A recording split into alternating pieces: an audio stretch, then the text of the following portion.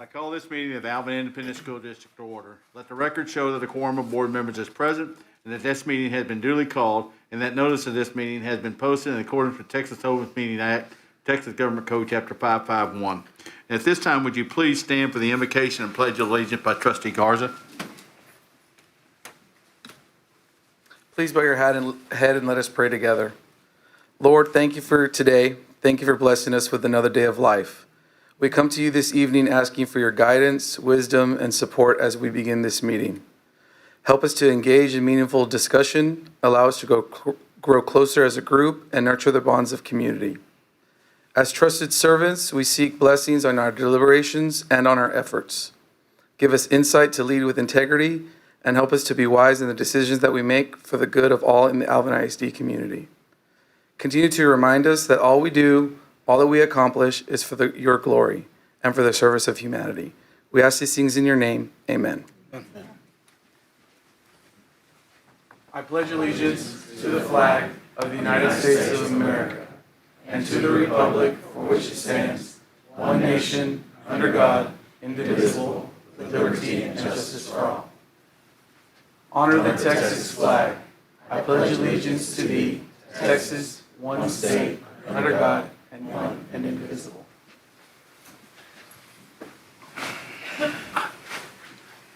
All right, now we'll go into the superintendent's report. Carol? So board, there's been a lot of things happening this summer and the beginning of school. So summer for us has officially ended. We have over 29,000 students that arrived on our campuses on August the 9th for our transition day and August the 10th. The 2023-24 school year is off to a great start, and it's time to level up. And so I believe we're like 5 weeks in, so we're going strong. Harvey Junior High dedication was wonderful on Thursday, August the 31st, 2023. Our students, staff, parents, and community members joined us as we dedicated the newly renovated Harvey Junior High campus. If you were not in attendance, we had a lot of former employees that worked at Harvey, former students that were there. We have current students and staff. Our current students did some performances, and our support staff and operational staff were there on hand, architects. It was a great celebration, and if you haven't been to the campus, please schedule a time to go by and just take a look at it. It's a beautiful campus. Thank you to our building programs and operational side that made all that happen for our staff. September is a month for celebrating our workforce development and associated programs with professionals this year. Alvin ISD is using it as an opportunity to celebrate our alumni and students of our CTE programs. J.B. Hensler College and Career Academy is hosting a community open house on Tuesday, September the 19th, which is next week from 5 to 7 p.m. Join us and tour our state-of-the-art lab spaces and meet the JBH instructors, our current students, and learn about career and technology educational programs of study that we have to offer. And again, these are growing programs for us. Lots of great things happening, and talking with some of our partners, district partners, they need these students in the workforce. And so they're getting a great education there through career and technology, CTE programs. All in, Alvin ISD, since the beginning of the school year and last year, Alvin ISD theater arts programs continue to be the cause for celebration. Last January, they were named an inaugural Texas Thespian Premier Communities for Theater Education Award winner. In April, the department was honored as a National Premier Community for Theater Education. And then just this August, Alvin ISD was recognized as a recipient of the Texas Educational Theater Association Award of Distinction at the exemplary level. And our students continue to amaze us throughout our theater arts programs. Alvin ISD Education Foundation, we had the 80s Remix, the gala this past Saturday. It was a huge success. Lots of fun was had by all. It was held at South Shore Harbor Resort, and the event brought in over $140,000 for the foundation that then they give back to our students and staff. The generosity of nearly 300 guests, sponsors, and volunteers. Our Alvin ISD high schools participated in challenge days. For millions of young people, teasing, violence, and alienation are a part of the typical school day. Many students are afraid to walk down the halls for fear of being teased or humiliated. Others feel so alone and frightened that they cannot even pay attention in their classes. That is why students and staff from Shadow Creek High School, Iowa Colony, Alvin High School, and Manville High School participated in Challenge Day, a program meant to bring together students from different backgrounds to build empathy and compassion for their peers. And I know some of our Board of Trustees even participated and supported at some of those campuses. Attendance Awareness Month is a nationwide event during September recognizing connection between school attendance and academic achievement. Missing just 2 days of school a month can significantly impact the student learning progress, and over time, chronic absences can put them behind a grade level. This month, we are spotlighting good attendance on our social media channels. You need to visit our website, alvinisd.net/attendance for more information. And you will also see this is one of our goals this year, and we have a presentation this evening about attendance. We did see the backslide during COVID, and we're trying to get our students back into the seats where it matters, where they can get really quality instruction. And again, we'll have a presentation here shortly about attendance and what we're doing. And then finally, this weekend, you're invited to the dedication for Nichols Mock Elementary School on Sunday, September the 17th at 2 p.m. In Rose Sharon. So come out and see our new elementary school and visit with the two namesakes ladies, which are retired teachers and continue to volunteer in the district. All right, next we have student and faculty commendations by Trustee Harris and Trustee Johnson. Good evening, board and guests. We are very glad that you're here with us today. So we're going to honor some of our Alvin ISD's finest today. And so we want to start out with our student commendations. And today we have three Alvin ISD students participated in Texas's first National Civics B State Finals. The competition took place on August 5th at the George W. Bush Presidential Center in Dallas. During the competition, participants answered 2 rounds of civics-based questions. At the end of round 2, the 5 finalists with the highest scores advanced to round 3 to deliver a 3-minute pitch on their essay topic and participate in a Q&A with the panel of judges. That seems pretty impressive there that our students can do that. Congratulations to the following. Shadow Creek High School student Nathan Lackey on winning the state championship for the Civics B. He won a $1,000 cash award. So Nathan, would you come up?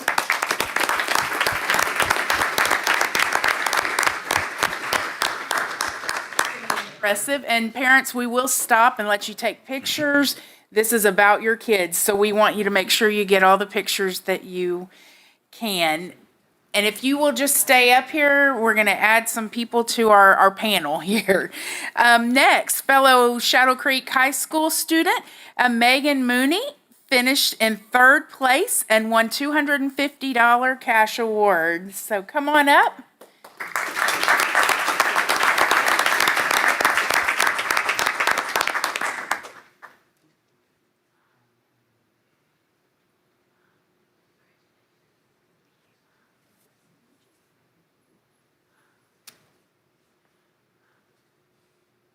And then last but not least, we have Caleb Wesley, and he also participated and made it to the finals. So that is a huge accomplishment.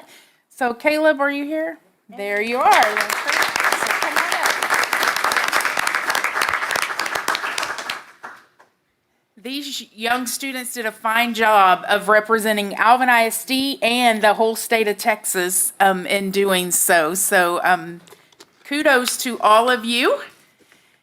And if you will stay up there, we also want to do a special recognition to Jim Johnson, if you'll come up. And by the way, he is a Harvey alum.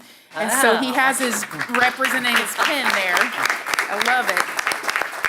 But for those of you that don't know, Jim is the president of the Pearland Chamber of Commerce for organizing. We are recognizing him for organizing the Civics Bee for Brazoria County. We thank him for that and the chamber, and great job. They also did just win a big award themselves that was a nationwide award. So congratulations to the Pearland Chamber of Commerce, and thank you very much for hosting us at this event. Thank you very much. Ms. Rives, I will say that Mr. Johnson, Jim, reached out several times to engage Alvin ISD and our students for the Civic Bee. So we look forward to continuing that partnership. But also, not only did he get recognition, not only is he a Harvey alumni, but he won the third grade math award at Mark Twain Elementary School. And so when we opened the new Mark Twain, he went back to the old one looking for his award on the wall, and he couldn't find it. But I had the honor make that happen. Yeah, I had the honor of being Jim's first grade teacher at Mark Twain Elementary School. So I'm very proud of this young man. So Yes. thank you. Awesome job.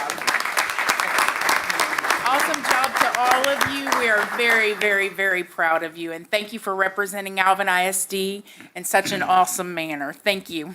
Thank you, We students. appreciate it. Congratulations. Yes.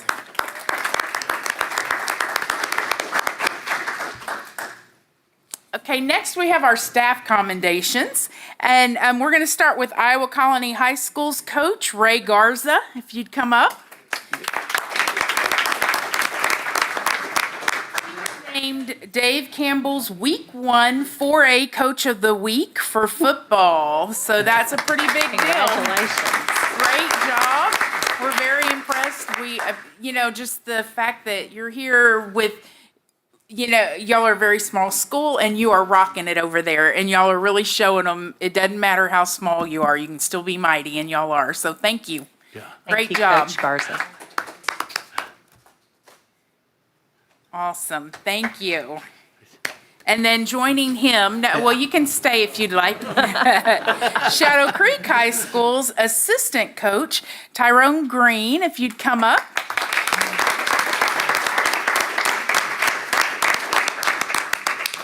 He was selected as the Houston Texans Coach of the Week.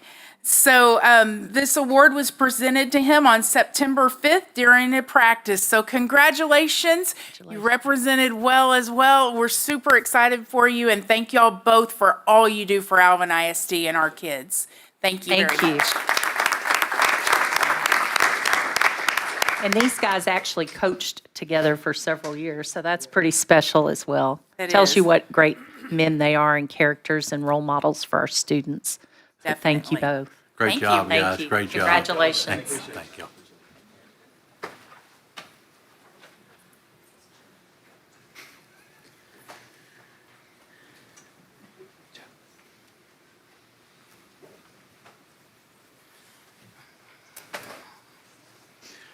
All right, next we're going to have a presentation. Carol?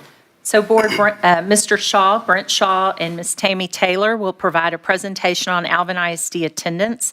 The presentation will include the information on the importance of attendance, district attendance data, the district's plan for improving average daily attendance, and current measures in place to monitor our average daily attendance. Mr. Shaw?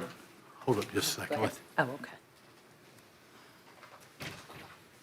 Those kids have Really not perfect that bad. attendance. They have perfect attendance, so. Yeah. You won't hurt our feelings. It's okay.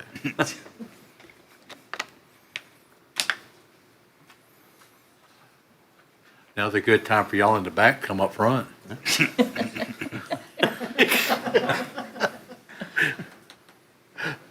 Thank you. So good evening, Board President, members of the board, Superintendent Nelson, members of the community and staff. Tonight, Tammy Taylor and I have the privilege of presenting on district attendance. So tonight, we're going to go over some historical data with you. We're going to look at our future goals, as Superintendent Nelson referenced earlier, and we'll also discuss what we're currently doing to increase our student attendance. Before we look at some data, I do want to define some commonly used attendance terms to make sure that we all have some common vocabulary. The first one is average daily attendance, or ADA. It's the percentage of enrolled students who attend school each day. Truancy refers to only unexcused absences, and that signals the potential need for legal intervention under state compulsory education laws.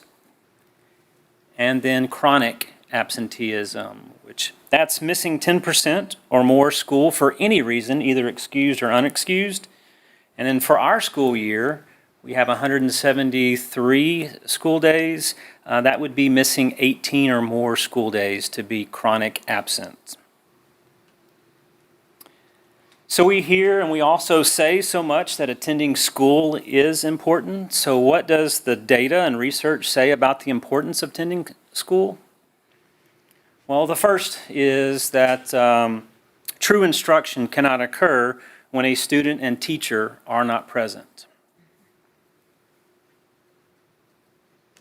Another statistic is that 1 in 10 kindergartners and first grade students nationally are chronic absents, which means 10% of those kindergartners or first grades miss 18 or more school days. Only 17% of those chronic kindergartners and first graders were reading proficiently by third grade. Their counterparts who did have good attendance, 64% of them were reading on grade level. So you can see the disparity of the importance of going to school and not missing school days. Another bit of research is that school attendance can be a better predictor of whether students will drop out before graduation than actual test scores. More than half of students missing 2 to 4 days in the first month of school, so for us that's September, more than half of those will go on to miss nearly a month of school, which equates to that 18 days or more. Conversely, when students do improve their attendance rates, we do see an improvement in their academic prospects and also their chances for graduation. The correlations of good attendance and grades, right? It's when you're not there, you can't make good grades. Also, missing 10% or 18 school days negatively affects a student's academic performance. Chronic absence has doubled since post-COVID nationally. Before COVID in 2018, 2019, we had 8 million students nationwide that were chronically absent, and that grew to 16 million in 21, 22. And lastly, attendance improves when schools engage students and parents in positive ways and provide mentors for chronically absent students. So in this slide, we do have some historical data for our average daily attendance. It goes back to 2010, 2011. In this comparison, you will see in blue the state averages for ADA. In that yellow, you'll see our Region 4, or Houston area districts. And in that pink color, you'll see Alvin ISD. So you will see in the comparison of 2021 and before that Alvin ISD is always above our surrounding Houston area districts as far as comparison. And we're also always above the state. You will notice that there is some anomalies in 2020 and 2021, right? That is the COVID years. In 2020, you'll see that we had a 99% attendance rate. If you remember, that's when we were held harmless. Thank you.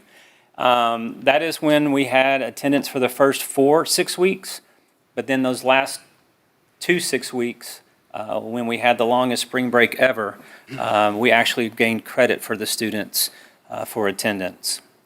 That following year, you will see a larger gap. That was the year after COVID, or I guess we were still dealing with those COVID, and we were under asynchronous instruction. And so that was where we were able to remotely teach students and still count them as present. And you will see that we did have a high percentage rate on that 2021 school year. I've also included 2022 and 2023. You'll notice there are no comparisons at that point because attendance is a lagging indicator, so the state has not released those comparative yet. We will update those when they do release them, but you do notice that they are considerably lower, 94% and 94.4% than pre-COVID. We talked about definition of chronic absenteeism. That's missing more than 10% of the school year. So in this slide, you will see another comparison of the district to the region to the state. It only goes back to 2019 because that is the first time that the state started tracking and reporting that. You will see that as in our attendance rate, our chronic absenteeism is better than the region and the state when you compare. You'll see that in 2019, we were at 6.8%. That dropped to 4% in 2020. But then you'll notice that it did, as we mentioned earlier, after COVID, it doubled in our amount of students, so we went to 9.5%. Quick question, on the slide you just showed before, so are there specific reasons why we think Alvin ISD had stronger attendance turnout either than the state or region? Is it a makeup of the community? Is it something that was done at the district level? Like, it seems to be a consistent theme. So we've put an importance on attendance every single year, and you'll learn a little bit more when Tammy Taylor gets up here and really talks about what we have done for the last 15, 20 years to really look at our attendance and the things that we put in place to monitor that. She'll do a great job here in a few minutes to answer that question. But that is a great question, and she'll have the reasons why we are above our Region 4 and our state averages. So Brent, real quick, while you're on that slide, I was just making an observation. So back to 2010 through, so before COVID, 2018, 19, we never really got above 96%. Is that kind of a, I mean, and honestly, between all of those years, there wasn't much movement. It was kind of consistent. Is that trends that you see? So that goes back even further than 2011. That kind of the bottom area is that 96%, and kind of our top area was that 96.4. That, as you can see, is well above the state and our surrounding districts. So as far as trends in Alvin, absolutely. We haven't dipped below that 96% besides the last 2 years, and that has been post-COVID. And you'll see as we start talking about our goals going forward, we definitely want to get back to that level within the next 3 years. Thank you. Brent, do you know if other districts in our area, are they that consistent? Like, I mean, that's pretty. Yeah, when you can range between 2 to 3% each year, that's pretty consistent. I really can't answer that. No. So Region 4 would be the other districts in our Right. area. And they look pretty consistent, but you can see consistently, right, they're lower than us, and they actually drop down into the mid-95s. As far as consistency, we do see, and you can pretty much see the trend if we broke it out by campus, that as you can believe, right, attendance is better at the elementary, and as you get into the high school, that attendance seems to drop. Back to our chronic absenteeism, you'll notice that the last 2 years, we were in 2022, we were at 16.6% of our students chronically absent, and then last year we dipped down to 13.5. So that is an area of concern, and that is going to be an area of focus this year going forward.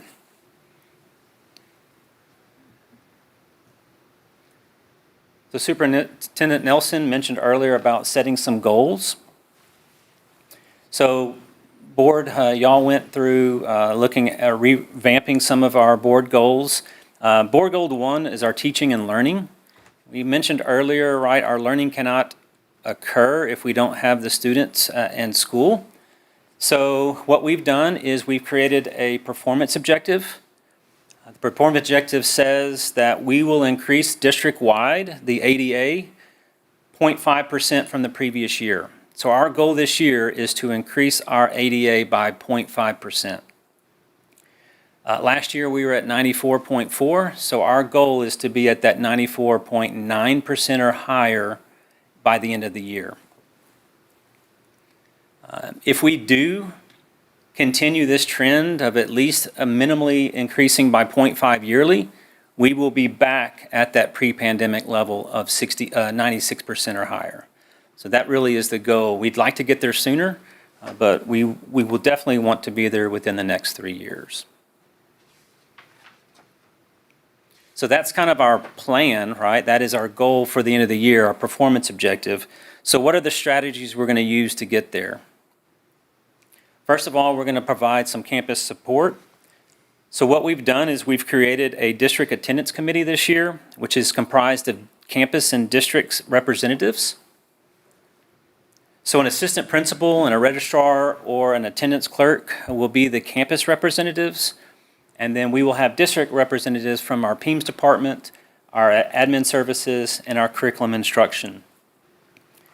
They'll meet 7 times this year. We've already met once to kind of go over what our goals and our plans are for the year.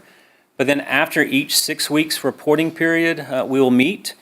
And then our goal for this is to look at our current data, where we're at comparison to previous years. We're going to review district processes and procedures to make sure what we have in place is current and is being used. And then we're also going to discuss best practices, right? How do we get better and what can we do differently? The second strategy that we're going to do, you kind of saw some of that tonight, and we will be doing a district service public announcement through our communications department throughout the year in hopes to educate parents and students on the importance of attending school every day. So with the help with our communications team, we'll be using social media, and we'll also be using the Parent University as their communication tools. So I've kind of gone over our history, right, our data, and kind of what our goal is. I'm going to turn over to Ms. Tammy Taylor, who's our Safety and Student Services Coordinator, and she's going to talk about what current practices we are using to improve attendance throughout the district.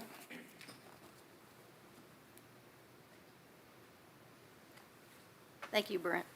And thank you for allowing me the opportunity to visit with you about attendance intervention. Through my 29 years of service with the district, about half of that being as a school district police officer and the other being in administration, I've definitely seen changes in attendance. Whether that was new laws, catastrophic weather events, epidemics, there have been many changes. There have been many changes. But the one thing that has never changed, and that's the power of intervention. It has always had a positive impact on promoting attendance. Truancy has been clearly identified as one of the early warning signs that youth are headed for potential delinquent activity, social isolation, and/or educational failure. Research shows that by middle and high school, chronic absence is a leading warning sign that a student will drop out. The importance of intervention. How do we make that important? District support. And it starts with you. Through my 29 years in collaborating with other districts and talking about the support that we get from the top, we're an envy of many school districts. And I'm going to have to say I kind of brag, so I appreciate the support that you give us. And one of the supports that you give us are attendance liaisons. We have attendance liaisons at every high school. Each one of the liaisons has a feeder pattern, so they also help with junior highs and elementary schools. These ladies are so passionate about their job. They are literally boots on the ground, going from the high school campus to the junior high to the elementary. They are always there ready to communicate, help the administrators, help families in every area of intervention. Intervention success. How do we make it successful? Well, first, we need to figure out who's responsible for that success. And I say we are all responsible. Every person, even in this room right now, is empowered to make a difference in a student's life. And so we're all responsible. Everybody has an opportunity to intervene. It may be different in every way, but you still have an opportunity for intervention. One of the key components is communication. Brent spoke about that earlier. Communication with the parents. We need to navigate the why. Why is the student absent? It's our responsibility to find out why the student's absent. Every time a student is absent, it's a symptom of something. There's a reason that that student's not there. We need to convey to parents that school can be the greatest resource and that we're here to help. And if they're not there, we need to go to them. We need to knock on a door, we need to ask questions, and meet face to face. The next, again, campus support. The campus administrators throughout this district are tasked with many responsibilities throughout the day. And so to be that support for them is paramount to intervention. The registrars and the clerks, I'm here to tell you that I think that that's probably one of the most difficult jobs in this district. You know, we talk about weekly reports, we talk about daily reports, but these clerks and registrars, they are by minute, by period. I mean, their data, it is so important. So I would encourage anybody who's on a campus, if you see a registrar and a clerk, would you just thank them? Because they're doing a great job and they really work hard for the district. The attendance liaisons also provide the additional support to those campus administrators, the registrars and the clerks in tracking student attendance. We're also running some reports. They're running their reports, we're also running their reports. We're comparing, asking questions, and then also conducting home visits. Residency investigations. This does play a part and contributes to poor attendance, and let's face it, if you're enrolled in our district and you don't live here, it may be a little hard for you to get your kid to and from school. Well, in the end, you have a lot of first period tardies, absences, sometimes all-day absences, and in the end, this hurts the student, and oftentimes they lose credit. Recovery. We talk about credit recovery. When a student misses or doesn't attend the 90% of their class, we need to have a wraparound system for them. A campus attendance committee discusses strategies and goals so that we can provide the student a better way to get back on track and regain credit and not drop out. Dropouts. Those students who stop attending school or leave and don't come back, well, every single time a student stops attending school, we are tracking them. When I spoke earlier about the attendance liaisons, about them being passionate, when a student stops attending school, you can bet that they're looking for them. When a student's not in class, somebody should be asking where they are and looking for them. And if we do have dropouts and we do bring them back, sometimes we can bring a dropout back and put them right back on campus, put them right back in their classes, and they can remain on the campus. Sometimes that doesn't happen. Luckily for Alvin ISD, we have the options program. The options program is a successful dropout recovery program that is modeled and mirrored across the state of Texas by numerous districts. I think we're in the 10th year and we've graduated over 900 students. And if you want to look at that, even before options, we had the SOS program. So I would say maybe approximately 1,200 students. Talking about the options program, talking about intervention, I want to share with you we're talking about success, so I'm going to share with you a success story. Visited with the student just this week, and, I just wanted to know the barriers. And of course, I know some of the barriers. I've been doing this a long time, but I've been hearing a lot about this young man. And he said, I started my freshman year and it was great. There were no problems. Heck, I was on the cross-country team and I was good. I was so good that I thought, if I maintain this, I may get a scholarship one day. Went into 10th grade. Things were going well. Family dynamics didn't work out so well. Parents divorced. Now we have 2 different homes. Now we have step-parents. And it became a struggle. He said that there was disagreements at home, so he would have to leave home and come back. Then he ended up having to get a job. Well, he knew that he wanted to be at school and he wanted an education. He said, my 16-year-old mind was having to motivate myself because my family was in such turmoil. Yeah, my parents cared about me, but education was not in the forefront. So I was a 16-year-old that was trying to make myself do what I knew I needed to do. He said, but I had a job. I would go to school. I would fall asleep. I would fall behind. I got depressed. I made bad choices. I dropped out. He left the state, but he returned back and wanted to come back to school. And he was one of those kids that we were looking for, that we were tracking, that drop out. And we talked about the options program, offered him the opportunity to come back. I said, so how did that work for you? He said, well, I not only graduated, but when I got over to the college through the options program, I could see the people that were there that were goal-oriented. I could see my future. I could envision it. So this young man not only graduated, he's taken his basics. He is also signed up for the nursing program. So that right there is the power of intervention. And I thought, well, I'm going to ask you a couple more questions. What needed to have changed for you? He said, I just wished that I had some parental guidance. I think that really would have helped. And so when we talk about communicating with parents and talking to them and knocking on the door, a parent commands the greatest impact on a child to attend school. And that, you can see that by what he said. And I said, so, where do you think you would be today if it wasn't for intervention and somebody reaching out to you? He said, ma'am, I probably would be sleeping in my car.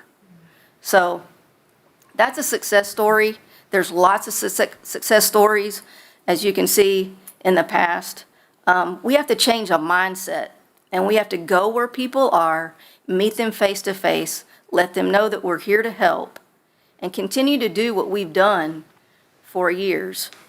And so, again, I appreciate the opportunity and your support. It starts at the top, so thank you. Thank you. Questions? No, I was just going to say thank you. So Brent, Tammy, thank you for that information. And Tammy, you mentioned a few things that I think are critical as it relates to us keeping track of kids. You got to ask why. And I think people here have heard me say often, these kids don't have an opportunity to choose where they live and where they grow up. That's So correct. Yes, sir. as the adults in the room or in this space, we have to continue to do things like you all are doing. So to be 4 or 5% away from perfect for a decade or so is outstanding. So, we appreciate it. Thank you. Thank you. Hey, Ms. Eller, can I ask you a question? You said the first half of your career, you were Alvin ISD police, and the second half you became an administrator. I think that's an interesting combination. Are there things from your first half of your career here that you think make you better at what you do today? Can you repeat that? Are there things from your first half of your career that you did that you think make you better at what you're doing today? Oh, sure, I take all of it. I mean, anything that I've learned as a police officer, my primary job throughout the 29 years of being here has always been that of attendance intervention. It was truancy. And, we've streamlined from the very beginning. You evaluate, just like what we're doing now, we're evaluating and we're looking at problems and how that we can, go over some of our processes again. We've been doing that for years. And there have been other districts that have utilized some of the ways that we, conduct our attendance intervention. And so I'm so proud to work for this district and, for, 29 years. And that's it's a family. And yeah, we're a family, but the community and the kids and the parents, they're a family too. And we've treated them that way throughout when it comes to attendance intervention. It's always asking the why, and we're here to help. So I have to share a story of how that kind of bridged. So I had the privilege of working with her at Harvey Junior High back in probably the mid-2000s. And as an administrator there, assistant principal, I was in charge of attendance and tracking. And we had great staff that would say, John Doe's not here to whatever. And Tammy would say, get in the car, let's go. And we would go to the home and visit. And we went to some places that you couldn't believe our kids lived, just like Trustee Johnson said, they didn't get to choose. And we drive up in an Alvin PD car, and I jump out to go to the front door, and she said, get back in the car. I'm the first one that goes to the door. And I'll never forget that. But her passion and her heart for what she did for kids back then, when I worked with her and experienced it firsthand, has only gotten even more, just magnated to other people. And I want to say, tell us a little bit how you work with our homeless coordinator. Is that Connie or? Connie Because Reed. we have, I don't know what our number is on homeless kids now, but several hundred students, right? That are Yes, homeless? Quite a few. And that's the whole purpose of, the absence is a symptom of something. And so if you can't get in touch with them, or if you call them and they say, my car broke down, or I'm in a domestic violence situation, and, Connie would come and step in, in a matter of minutes, a family can be homeless for, reasons that a lot of us, we've never even seen in our life. But there are families that are hurting, and that when you're wayward, you want some help, and we have those resources. And if we don't have the resources, we know where we can find the resources to help them. Yep. I actually got to participate one summer when we did y'all did a roundup, and to go out to the homes of the students that we couldn't locate. To hear the numbers that actually said, oh, yes, I want to come back, was really been wonderful to hear. But to hear the simple solutions that were worked out to get that student back, either on campus, as you said, or through the options program, and their eyes light up, and they could actually see that they could finish their degree, that was very powerful. And I really appreciate that what y'all do. It's just makes a huge impact on the student, the family, as well as our community. Thank you. And so I will revert back to exactly what I said earlier. Every person in this room is empowered to make a difference, just like you went and knocked on the door. That's awesome. So, yeah. Thank you. Thank you.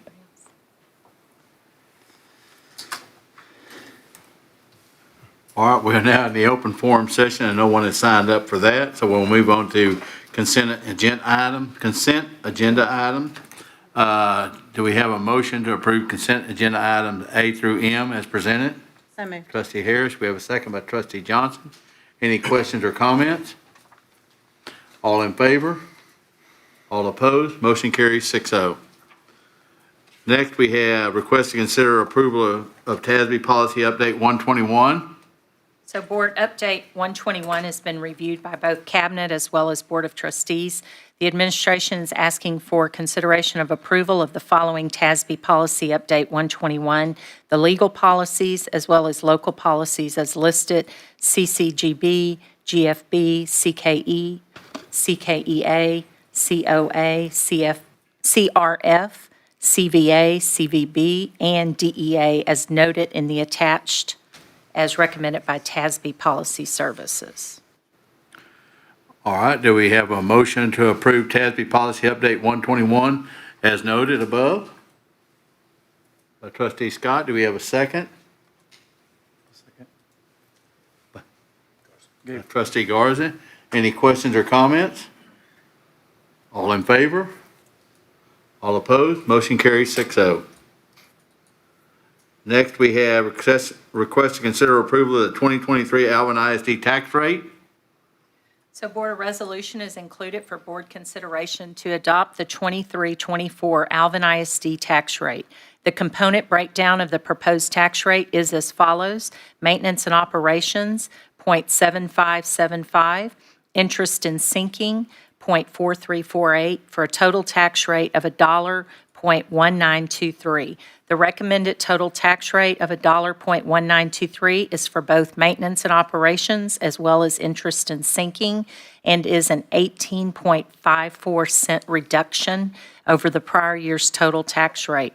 The proposed motion language is mandated by Texas Property Tax Code, Section 26.05B.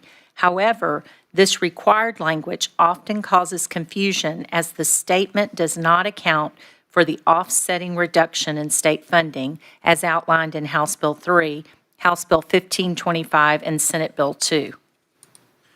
All right.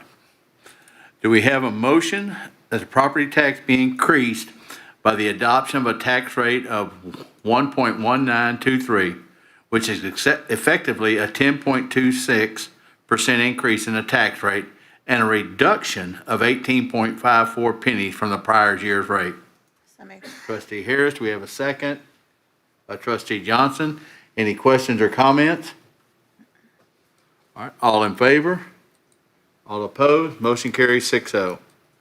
Next, we have request to consider approval of designation of non-business days. So Board, House Bill 3033 states that a governmental entity may designate 10 non-business days per calendar year that will not count toward the time in which a governmental body may respond to a request for public information. The issue is that in some instances, a quote, business day for the school district may occur on a day in which the district is closed, reducing the available time for a response to a request. To address this issue, the Board of Trustees must elect, quote, non-business days to cover locally recognized break periods that will otherwise be considered business days under this bill. The designated days on this request only pertain to the timeline to release public information. National and state holidays under the Texas Code, Governmental Code 662.003 will be excluded from the days requested. The following business days, non-business days, are presented for board consideration for approval. In 2023, we have October 16th, 17th, and 18th, November 20th, 21st, and 22nd, and December 18th, 19th, 20th, and 21st. In 2024, we have March 11th, 12th, and 13th.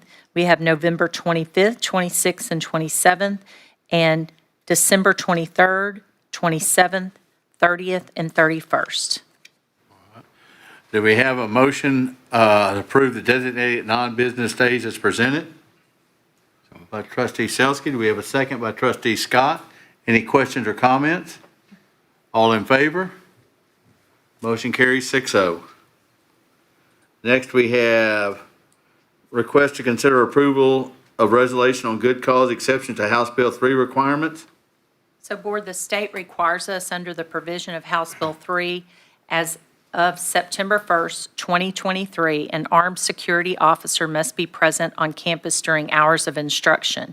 Each school board must ensure at least one armed security officer, specifically a commissioned peace officer, is present during regular school hours at each campus. Each board must determine the appropriate number of armed security officers for each district campus. While Alvin ISD understands the value of armed officer on every campus and has been working to meet this self-imposed standard for almost 5 years, due to the personnel requirements, we must adopt an alternative under House Bill 3, which is attached. All right. Do we have a motion to approve the resolution for good cause exceptions to House Bill 3? So moved. By Trustee Garza. Do we have a second by Trustee Scott? Any questions or comments? All in favor? All opposed? Motion carries 6-0. Next, we have request to consider review and approve purpose and principles for the School Boundary Advisory Committee for Elementary and Junior High Attendance Zone. Board, this action will provide guidelines for the process of determining boundaries for Barbara Bennett Elementary School and Iowa Colony Junior High School boundaries for the 24-25 school year. All right, do we have a motion to approve the SBAC purpose so that the SBAC may begin work? By trustee Selsky, second by trustee Harris. Any questions or comments? All in favor? All opposed? Motion carries 6-0. Next, we have request to consider approval of appointment of position 7 of the Tax Increment Reinvestment Zone, the TERS Board. So Board, trustee Garza, Gabriel Garza, had held the position number 7 on the TERS Board since October of 2022, representing Alvin ISD. Mr. Garza, since being appointed to position 7 on the Board of Trustees for Alvin ISD, makes him no longer eligible to serve on the TERS Board. Therefore, Alvin ISD is in the position to appoint an individual to serve in the position. Alvin ISD would like to recommend for consideration of appointment Clay Nacer to serve in this position. Mr. Nacer is a resident in the Shadow Creek area. All right, do we have a motion to appoint Clay Nazer to serve in the position 7 on the TERS Board? By trustee Selsky, do we have a second by trustee Garza?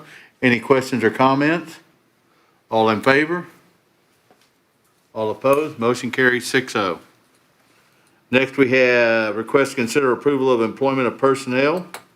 So Board, attached are consideration for contract employees to fill either openings and/or employees who've recently passed their certification. All right, do we have a motion for approval be granted for requested personnel items as presented? By trustee Scott, do we have a second? By trustee Johnson. Any questions or comments? All in favor? All opposed? Motion carries 6-0. At this time, we were going to go into closed executive session due to 551074.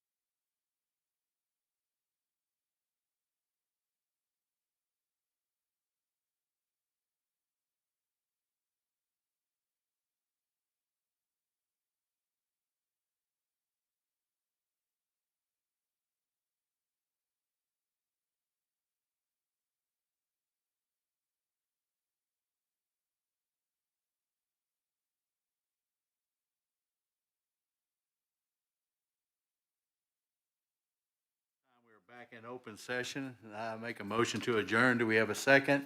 By trustee Johnson, all in favor? All opposed? Motion carries 6-0. We are adjourned.